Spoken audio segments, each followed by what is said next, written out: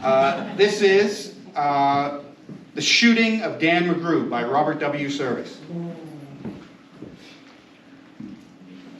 A bunch of the boys were whooping it up at the Malamute Saloon. The kid who handles the music box was hitting a jag-time tune. Back of the bar in a solo game sat dangerous Dan McGrew. And watching his luck was his light of love, the lady that's known as Lou. When out of the night, which was 50 below, and into the din and the glare, there stumbled a miner fresh from the creeks, dog dirty and loaded for bear. He looked like a man with a foot in the grave and scarcely the strength of a louse. Yet he tilted a poke of dust on the bar and called for drinks for the house. There was none could place the stranger's face, though we searched ourselves for a clue. But we drank his health, and the last to drink was dangerous Dan McGrew. There's men that can somehow just grip your eyes and hold them hard like a spell. Such was he, and he looked to me like a man who had lived in hell. A face most hair and the dreary stare of a dog whose day is done. He watered the green stuff in his glass, and the drops fell one by one. I got to figuring who he was and wondering what he'd do.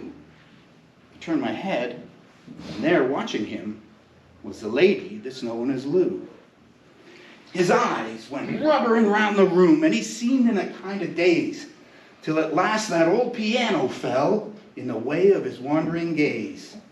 The ragtime kid was having a drink. There was no one else on the stool. So the stranger stumbles across the room and sat down there like a fool. In a buckskin shirt that was glazed with dirt, he sat, and I saw him sway. Then he clutched the keys with his talon hands. My God, what that man could play.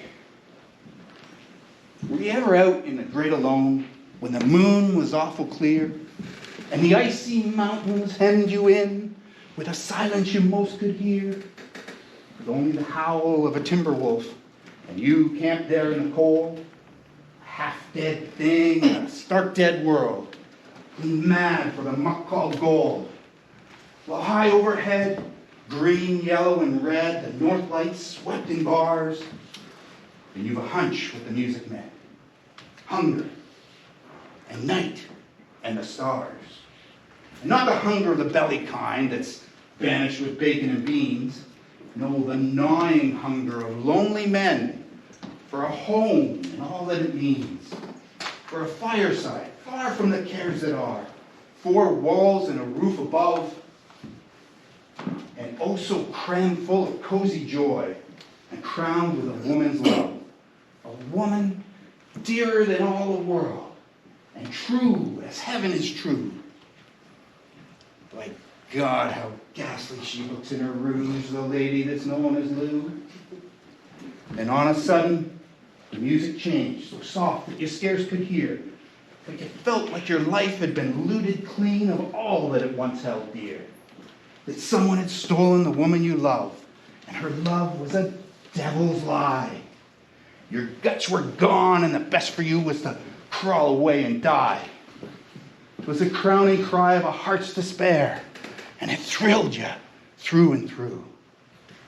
I guess I'll make it a spread misere, said dangerous Dan McGrew. The music almost died away. Then it burst in a pent-up flood. It seemed to say, repay, repay, and my eyes were blind with blood. A thought came back of an ancient wrong, and it stung like a frozen lash. And a lust arose to kill, and the music stopped with a crash. Then the stranger turned, and his eyes, they burned in a most peculiar way. In a buckskin shirt that was glazed with dirt, he sat, and I saw him sway. Then his lips went in a kind of grin, and he spoke, and his voice was calm. And boys, said he, you don't know me, and none of you care a damn. But I want to state, my words are straight, and I'll bet my poke they're true. One of you is a hound of hell, and that one is Dan McGrew. Well, I ducked my head, and the lights went out, and 2 guns blazed in the dark. A woman screamed, and the lights went up. and two men lay, stiff and stark. Pitched on his head and pumped full of lead lay dangerous Dan McGrew, while a man from the creeks lay clutched to the breast of the lady that's known as Lou. Now, these are the simple facts of the case, and I guess I ought to know.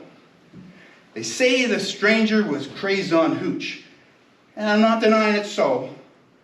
I'm not so wise as the lawyer guys, but strictly between us two, the woman who kissed him and pinched his poke was the lady that's known as Lou.